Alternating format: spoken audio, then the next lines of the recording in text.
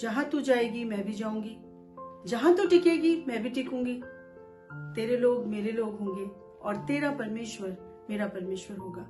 खुदा के कलाम के साथ एक बार फिर से आपको पास्टर ऐना का सलाम।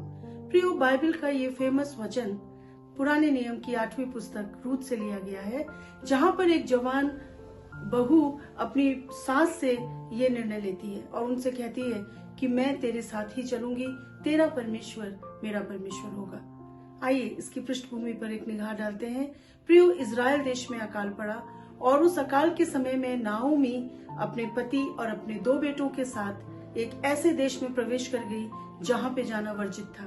परमेश्वर ने उस देश के निवासियों से व्यवहार करना सख्त मना किया था, परंतु परमेश्वर की आज्ञा को तोड़ के ये परिवार मोआब चला गया। वहां के लोग परमेश्वर को नहीं जानते थे और परमेश्वर के प्रेम से, परमेश्वर की प्रतिज्ञाओं से वाकिफ नहीं थे। लेकिन इस नाओमी को अपने परिवार के साथ वहां रहना ज्यादा अच्छा लगा। समय के साथ उन्होंने उन्नति तो करी, लेकिन प्रियो, वो अपने जान को खो बैठी, अपने पति की जान और अपने जवान बेटों की जान। उन्होंने वहीं की स्थानीय कन्याओं से, ओरपा और रूत से अपने बच्चों की शादी करवा दी, लेकिन आगे चल के वो अपने पति और अपने जवान बेटों को खो बैठी। हार के उसने ये निर्णय लिया। उसको ये एहसास हुआ कि मैंने परमेश्वर के विरोध में गलती की है। मैं अपने कुटुंब लौट जाऊंगी, मैं अपने देश लौट जाऊंगी। होने को कुछ बाकी नहीं रहा उसके पास। उसने अपनी जवान बहुओं से कहा, तुम वापस इसी देश में रह सकती हो, मैं अपने देश में वापस चली जाऊंगी। और प्रियो, रूत ने ये निर्णय लिया। ओरपा जो जेठानी थी, उसने कहा, उसने अपनी सास को चुंबन दिया और वो वापस चली गई। लेकिन रूत ने बाइबल के ये फेमस वचन अपनी सास से बोले।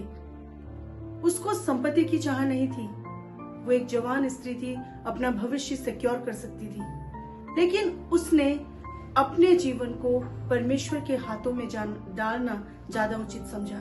क्या साधारण जीवन जीते हुए भी हम परमेश्वर की असाधारण आशीषों को प्राप्त कर सकते हैं? क्या परमेश्वर हमारे जीवन को आशीषित कर सकता है जब हमारे पास पाने के लिए कुछ भी ना हो तो? रूत अपनी सास के साथ एक ऐसे देश में चली गई जहां शायद उसे घृणा का सामना करना पड़ेगा, लेकिन उसने वो किया जो परमेश्वर की दृष्टि में उचित था। उसने एक महत्वपूर्ण निर्णय लिया, मैं अपने देश को छोड़ दूंगी, मैं अपने लोगों को छोड़ दूंगी, लेकिन परमेश्वर को नहीं छोड़ूंगी, क्योंकि मुझे मालूम है आशीषें मुझे वहीं से मिलेंगी। और प्रियो, आसान नहीं था एक बूढ़ी सास की सेवा करना।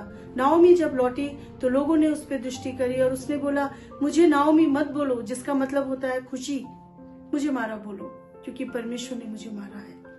रूत अपनी इस बूढ़ी सास की सेवा करने में अपना धर्म समझती थी।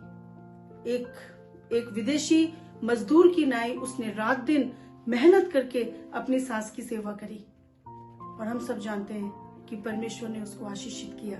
रूत का मतलब होता है फ्रेंड, मित्र, और वो परमेश्वर की मित्र बन गई। प्रियो, यीशु मसीह की ग्रेट ग्रैंड मदर यानी कि परदादी के रूप में उसने एक आशीषित स्थान पाया।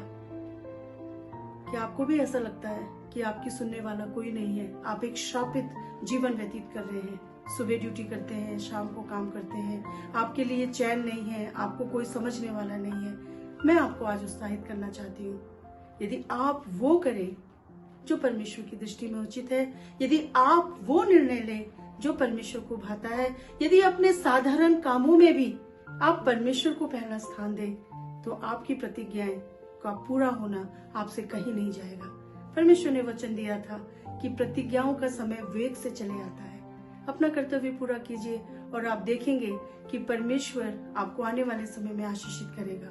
परमेश्वर की दृष्टि में कोई भी काम छोटा नहीं है। प्रियो, आइए हम एक निर्णय आज लें कि जहां भी हम हैं, जिस स्थिति में हम हैं, चाहे छोटा काम हो या बड़ा काम हो, परमेश्वर के मित्र के रूप में परमेश्वर की आज्ञाओं को अपने जीवन के द्वारा पूरा जरूर करेंगे। May God bless you.